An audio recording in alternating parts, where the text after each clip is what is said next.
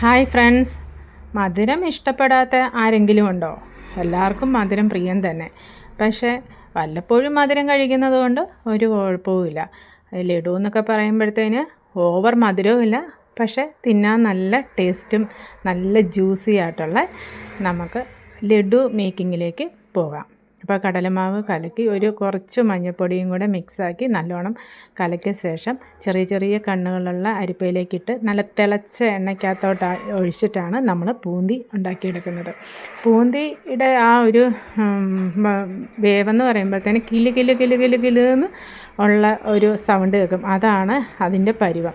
അപ്പം 1-2 തവണ ഇളക്കിയ ശേഷം അതൊരു ഗ്ലാസ് പോലെ എന്താ പറയുക, ഒരു തിന്നായിരിക്കും. ആ ബൂന്തിയുടെ ഉൾഭാഗം നല്ല ട്രാൻസ്പെറൻറ്റ് പോലെ നല്ല തിന്നായിരിക്കും. നമ്മളൊന്ന് പിടിച്ചൊന്ന് പൊട്ടിക്കുകയാണെന്നുണ്ടെങ്കിൽ നല്ല ഇങ്ങനെ പൊടിഞ്ഞു പോകുന്ന പോലെയാണ്. അതിൻ്റെ ഉൾഭാഗം മൊത്തം പൊള്ളയാണ്, പുറം നല്ല കൊമ്മളകളായിട്ട് ഇരിക്കുകയും ചെയ്യും.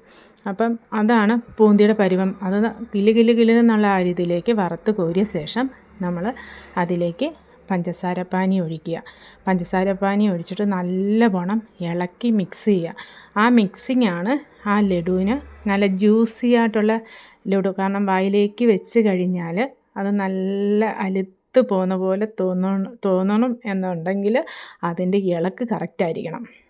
നല്ലവണ്ണം പഞ്ചസാരപ്പാനി ഒഴിച്ചിട്ട് നല്ലവണ്ണം ഇളക്കി യോജിപ്പിച്ച ശേഷം അതിനകത്ത് ഓൾറെഡി നമ്മൾ ഏലക്കാപ്പൊടി അതിനകത്ത് ആഡ് ചെയ്യുന്നുണ്ട്.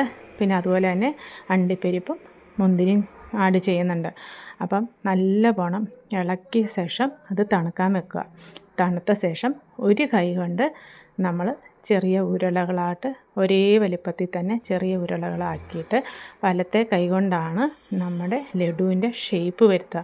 കാരണം നമ്മളൊരു ബേക്കറിയിലൊക്കെ നമ്മൾ കാണുന്ന സമയത്ത് എല്ലാം ഒരേ ലെവലിൽ ഒരു വ്യത്യാസം, ഒരു തൂക്കത്തിന് ഒരു വ്യത്യാസം തോന്നാത്ത രീതിയിലാണ് ലഡു അടുക്കി വെച്ചിരിക്കുന്നത്.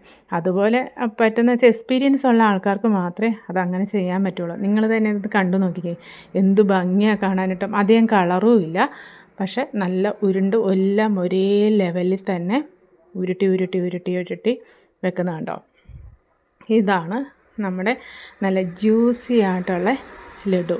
അപ്പം ആ ലഡുവിന് കഴിക്കാനായിട്ടാണോ അതുപോലെ ടേസ്റ്റും ആട്ടോ. ഏലക്കാപ്പൊടിയും അണ്ടിപ്പരിപ്പും ഇതിൻ്റെ കൂടെ മിക്സ് ചെയ്തിട്ടാണ് നമ്മളത് ഉരുട്ടുന്നത്. അപ്പം നിങ്ങൾക്ക് ഈ വീഡിയോ ഇഷ്ടപ്പെട്ടെങ്കിൽ സബ്സ്ക്രൈബ് ചെയ്യുക, ലൈക്ക് ചെയ്യുക, ഷെയർ ചെയ്യുക.